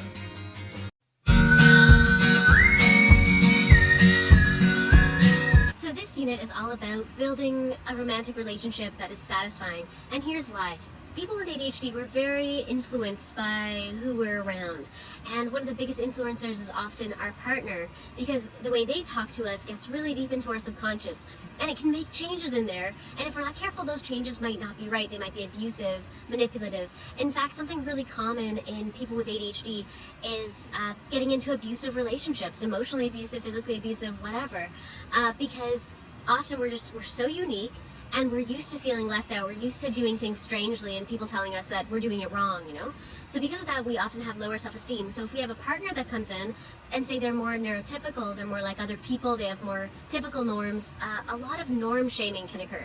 So norm shaming is where that person determines that because they they and everybody they know do a certain thing one way, that you should therefore do that thing that way. And that's not true at all. Just because lots of people do it, it doesn't mean that that's the right way to go. And lots of ADHDers know exactly what I'm talking about here, because often what's right for everybody is really not right for us. Even people with ADHD and other people with ADHD can create really difficult relationships, because in those relationships it could be hard to have things be reliable, to take care of stuff as needed, to make goals and fulfill them. Like that can be a big complaint in ADD relationships. So in this unit we're going to talk about how to make a relationship you're in better if you can, as well as how to find the right relationship if you don't have one already. So first, what are common issues that exist in relationships where at least one partner has ADHD? Typically there is poor reliability on at least one partner's behalf. So that might look like always forgetting things, not being there to pick up the kids when needed, forgetting anniversaries. Also just a high level of forgetting things can really happen. So really important things to the other person get missed. Often a lot of misunderstandings occur as well. So misunderstandings like, asking someone to do one thing and they interpret something totally different. Asking for a party on your birthday and then thinking that means like a party together instead of a party with several friends. Like all sorts of misunderstandings happen. For one, because people with ADD sometimes zone out, so they might miss bits of the conversation. And other times, because our brains were so creative, we can usually think of like 10 interpretations of every sentence. Other issues that tend to come up are anger issues. So often people with ADD, we have trouble regulating our emotions, so we can get very angry and then almost forget what we said when we were angry. And then everyone's really upset with us, and then that can cause all sorts of issues. Where even when we don't intend to, we could just be doing things that are pretty unfair because we're in a state of anger or rage. Also common issues are maintaining a career or school or that kind of thing. Being able to stay in it till the end can be really hard on family members and people in your relationship, because they don't know what to predict. They don't know what's going to happen tomorrow. Financial instability is a lot more common, that kind of thing. We also tend to be quite disconnected from our emotions, and this disconnection can lead to us not asking for needs until it's way too late, and explosions instead, or using guilting or shaming behaviors in others to get them to give you what you need, because you're not really meeting your own needs because you're a bit more disconnected from your emotions. So if you're already in a relationship, let's talk about how you can make it really stronger and get over a lot of those issues that people with ADHD encounter a lot. For one, go to couples counseling. I mean, that may seem like something people only do when things are really bad off, but I really recommend it, especially if you're getting along with your partner. Research shows that people actually go to couples counseling about 6 years too late. So as a couples therapist, I've seen that a lot. It looks like two people who've come in, they have years of feeling completely unheard by each other, and it's incredibly hard to wake up that curiosity and openness to one another by the time you have this kind of zombie relationship in your office. It's much better to get it when, things are just starting to hurt, when the relationship's just starting to have some issues, and then just jumping right in there and making sure to create a very healthy culture in your relationship. And this is why I really recommend for people with ADD, go to couples counseling within the first month or two of starting a date. I know it sounds crazy, but really, you're gonna have really different relationship expectations than your partner. Even if you both have ADD, it's just ADD is a bit of a uniqueness condition. You're gonna be very unique, even if you're with other people just like you, theoretically. And so what really helps is going to couples counseling is getting on the same page, creating a culture in the relationship that really works for both of you, negotiating norms, like who's going to take out the garbage, who's going to do the dishes, who's going to do the cooking, who's going to, manage us with time when we're getting late, who's going to remind us to go to bed. Really negotiating, what are your strengths and weaknesses? That's really, really important. Don't just go with normal norms. It won't work out. And if you're in a relationship and someone has ADD, you probably have really good experiences with it not working out when you're each just making assumptions about what the other person's gonna do. Another great tip for if you're already in a relationship are starting to have weekly State of the Union conversations. So what those mean is maybe just a half an hour or an hour or whatever you want to put aside, and I recommend it happening sometime on the weekend. So it could be every Saturday at noon, or it could be Saturday or Sunday at noon, and every week you might change it up. But having a time when you come together and you will talk about or resolve any conflict, just checking on how's the relationship going, is it working for you this week, is any weird upsetness accumulating. This is a really great time to get ahead of the bullet. And when you're catching conflict as it's just being born, just a little tiny fledgling, you're going to find that conflict is getting dealt with in 10-20 minutes, maybe even 3 minutes sometimes, whereas Otherwise, if you'd let it stay for a long time, it would take, 5 weeks to resolve, and even then would it really be resolved. I also really recommend building in weekly date nights. So a weekly, day where maybe every week the other person is in charge. Maybe one week one person chooses what they're doing, the next week another person chooses. Or you could just both mutually choose together, whatever. It doesn't matter, as long as you're spending a couple hours every week just really connecting. So if you have any kids or roommates or whatever, it's ideally time with just you two, so you could talk about, whatever it is that brought you together in the first place. It's really great to have those positive experiences with each other, because often in relationships, people less and less plan on purpose time alone, and because of that, a lot of really important conversations that needed to happen, or bonding that needs to happen, things you can remember on a bad day, you're just not getting any more of those. Another really important thing to consider is something called bids for connection. So every time your partner's like, hey, look at that cute little dog, hey, I just finished an assignment, hey, pay attention to me for some reason for a second, whatever it is, that is called a bid for connection. They're making a bid for your connection. Now, in a healthy relationship, the ones that really last a long time, there's been a lot of relationship research, and it has found, especially the stuff by Dr. Don Gottman is amazing, the research has found that in a healthy, sustainable relationship that is not likely to end in a divorce, that you are catching about 70% of your partner's bids for connection, that each person is catching 70%. So that means, like, every time I'm like, oh, hey, look at this funny thing I just saw, or hey, I just had a thought, that person is turning towards, not turning away.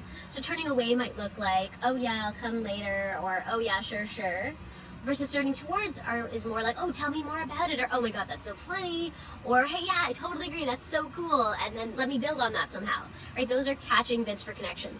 So me and my partner, we're both therapists, so we work on this stuff a lot, and something that we found was helpful was telling each other when we're making a bid for connection. That really helped in learning about each other. We did that for a couple months, so I'd say, hey, check out this cool thing I saw online.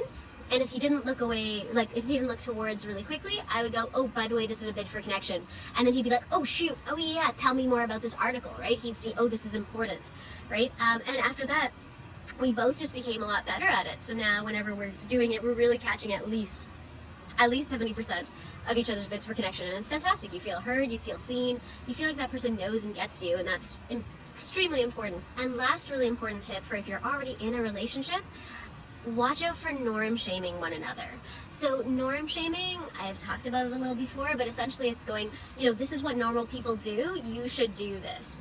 So like, if somebody's cold, you might say, oh, well, everybody else is fine, like, just deal with it, right? That's norm shaming. Or if somebody needs a little bit of extra time this evening on their own, you might be like, well, like, you're always on your own, like, I don't know anybody else who spends that much time on their own. You're norm shaming. You're saying just because other people do this, the way you're doing it is not normal. So be really, really careful of that. It's so subtle and it's incredibly painful. When you have somebody that you feel like, knows you or should know you or should get you, and then they're choosing to just totally dismiss your needs, your values, the things that are important to you because other people don't have them, like how abandoned and disconnected you feel. It really impacts relationships. And so what do you do if you're not in a relationship yet? Well, lucky you can build it properly right from the ground up. So one of my main suggestions I already mentioned is really early into a relationship, like once you've decided that you're in a relationship, you really want to be together, I'd recommend get a couples counselor as soon as possible. I know it's not always affordable or accessible, but in case relevant, there are some tips like most towns have a sliding scale or really cheap therapy option, especially at any universities where they have a therapist training program. You can usually get counseling for only like $5 or $10 a session. There's also a lot of online counseling options that offer really, really cheap or free options. And sometimes even it's adequate having a friend who's totally unbiased just come in and kind of sit with you guys maybe once a week or whatever for the first several months of your relationship and just talk to you about your relationship. It really has to be a friend though that's not biased and not putting in their own, things of how things should work, because that will not go well. Another great tip for finding the right person is similar to what we talked about in the work round, kind of in the work unit, where it's like build your work life on purpose. Well, it's similar for a relationship. You have to build a needs, wants, and not allows list, right? What do you need in a partner or in a relationship so your soul doesn't shrivel, What do you want? What's the icing on the cake for them to be like extremely good looking and like just to always love each other? Like maybe that's a want, but maybe what you need is for them to at least be really attractive to you 60% of the time. I don't know, like you really want to find those minimums and the needs, and then the icing on the cake and the wants, and then the not allowed, such as like they're just not allowed to hunt. Like that really turns me off. I hate that they're not allowed to hunt. Or they're not allowed to smoke, or at least for 2-3 years they haven't smoked, or something like that. Like have those values really clear to you. And then once you start dating, I really recommend online dating and speed dating for our populations, for people who have ADD, because we're looking for something very unique. And finding someone unique when you're just kind of going to bars and just judging based on, I don't know, you look cool and you look okay, it's not really going to work for us. We need people who have similar interests, similar values as we do, and we need a way to find them so we're not wasting our time. So oftentimes online dating can be fantastic, like Plenty of Fish, OkCupid, and speed dating events. There's a lot of local speed dating events that you can go to in your city, where you can, in 5 minutes, get answers to a lot of your questions. Check if they're on your needs, wants, not allows list. Do they want kids? Do they want to live in your town? Do they want to travel around with you? Do they like watching TV every day before bed? Because that's what you do, you know? It's really important to figure out, like, are you guys even compatible in the first place? And also checking if they're willing to come to therapy. Like, just asking, if you were in a relationship with me, would you go to couples counseling if I wanted to? Right? So then you're figuring out if they're receptive. Honestly, especially for people who are neurodiverse, I really encourage couples counseling way more than for neurotypical people. You're just not going to have that much in common with any partner. Even if you feel like you have so much in common, you're going to have so many norms completely not in common. And I always like to say, don't buy a car if they won't go to a mechanic. So if it's somebody who's really not willing to go to counseling, that's going to cause problems down the road. If you guys are in a disagreement and they're not really receptive to any third person helping, you're kind of likely to get stuck in a lot of situations.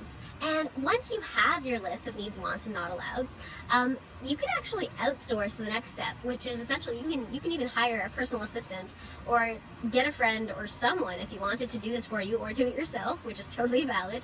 But essentially just set up a bunch of dates with people who meet your need, wants, or not allowed criteria that could be determined quickly online or whatever. And I recommend even just setting up dates, like just like a bunch of dates all day long. Like you'd even stay in one place and just have like half-hour or hour breaks between each date. And I know that's crazy, and I have done it myself. It was a big part of me finding my husband, Matt, who is a therapist at the center. And I mean, he's the best guy in the world for me. And we also did a lot of couples counseling and did a lot of work on ourselves.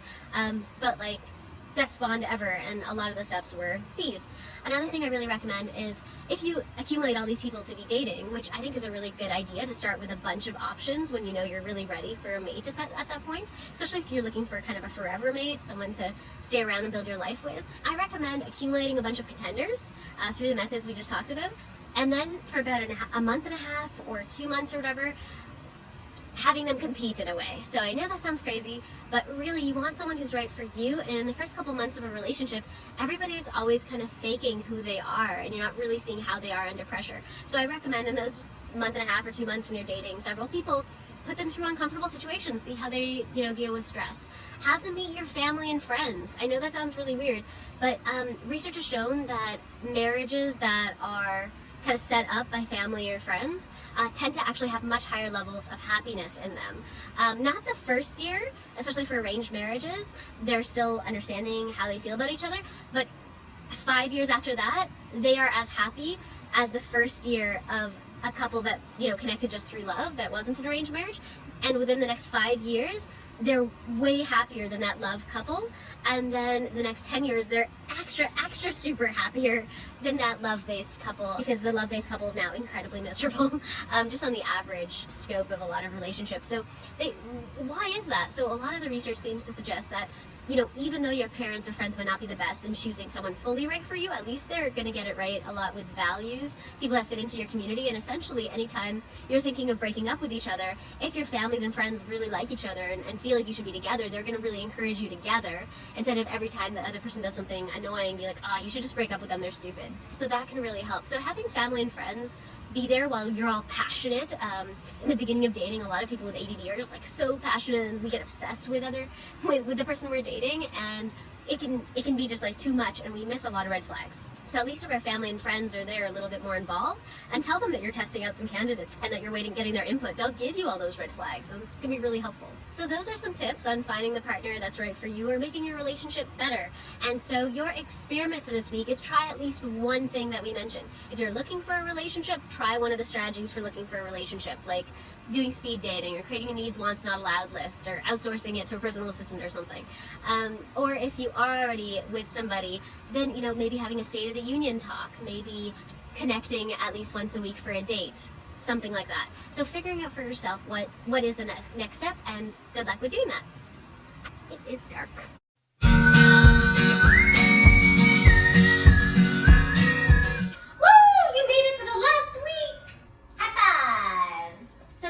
Through all these units, you've gotten a chance to get to know your strengths, your weaknesses, all about yourself, your ADD, as well as techniques to bring out your greatness. Now there are just a few steps left to seal in all your hard work and make sure it keeps paying dividends for years to come. Step 1, get a therapist or coach, or both, if you haven't already.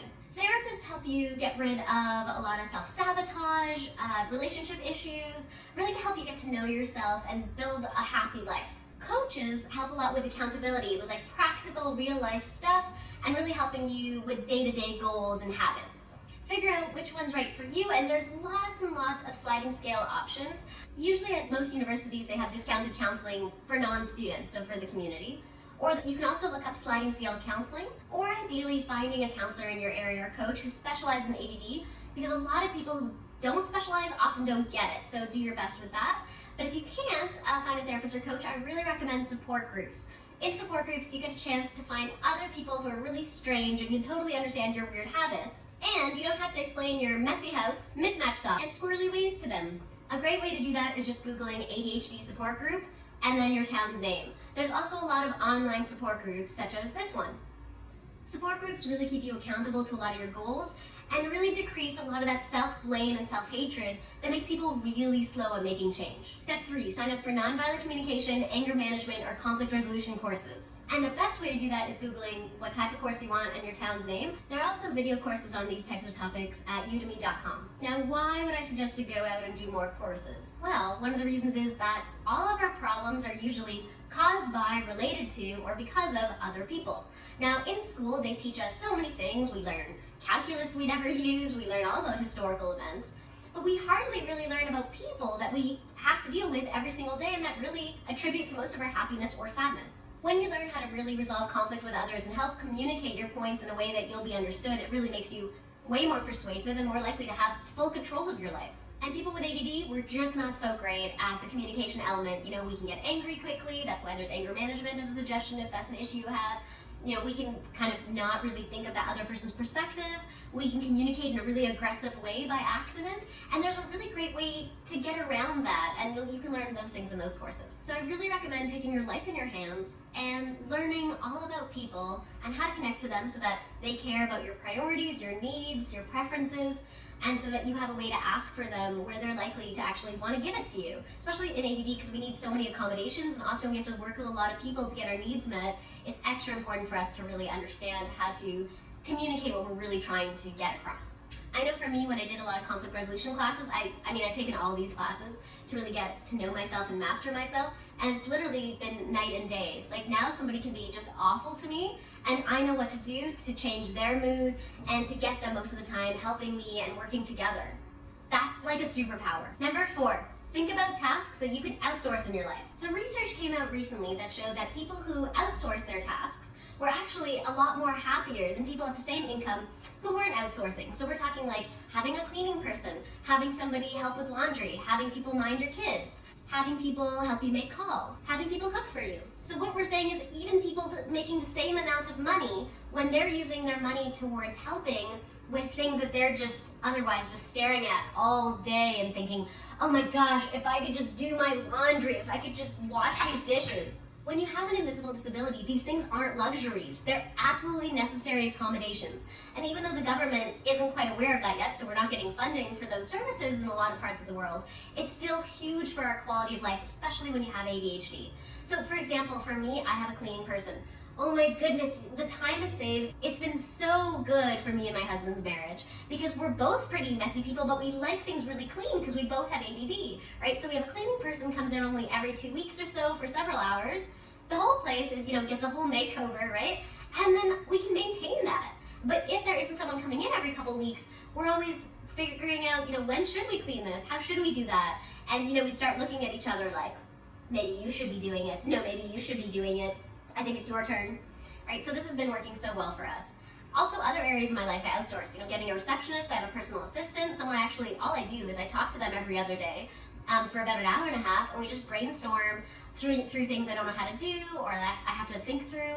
We make calls that I'm putting off doing because I really hate making calls and writing emails. We just get started on stuff, and that really helps me out. Most of us spent amazing times of energy just blaming ourselves for not having the dopamine, the energy, the working memory to complete really important tasks. We just don't have it. And even though we were taught you have to learn to do everything yourself, for people with ADD, that doesn't work great. It's really like we're doing our laundry today, or we're like building a rocket ship. We're doing our dishes, or we're gonna do well on that exam. It's often one or the other, right? And that myth that all these tasks are just simple, they're big dirty lies. Because for us, they're not simple. It might be really simple for us to create a whole poem or write a beautiful song, but it might take 20 times the effort to put away our clothes when we take them off or close the cabinet doors. So your last experiment is to choose one of the things we just talked about. You can get a therapist or coach. Join a support group for people with ADD. Sign up for some sort of course that really benefits yourself to keep growing. Or think about outsourcing some tasks to really improve your quality of life. Is the biting your way of asking me for a dog walker? If you'd like to continue your journey around ADHD past this video course, I really recommend joining our ADHD Members Lab. Our lab includes hundreds of videos, radio shows, articles, exercises, books, etc., really showing you how to design your life when you have ADD. There's even a monthly Q&A. Totally farted, didn't you? You did, didn't you? Did you fart? Or over the phone or in person, you can connect to the ADHD and Asperger Center, where we have practitioners to help you with all these things, and all our practitioners have ADD themselves. Even this one. This is actually Dr. Barkley, our therapy dog. He sits in sessions with clients and helps them feel better. Don't you do that? Yes, you do. You're such a good boy. Such a good boy. I wish you the best of luck on your journey moving forwards with ADHD, and hope you're now wise enough to predominantly take luck out of the equation and go design the ADHD life you deserve. You deserve it, Barkles. You do. You can design your ADHD lifestyle. Do you know that? You can. You can design it. Yeah.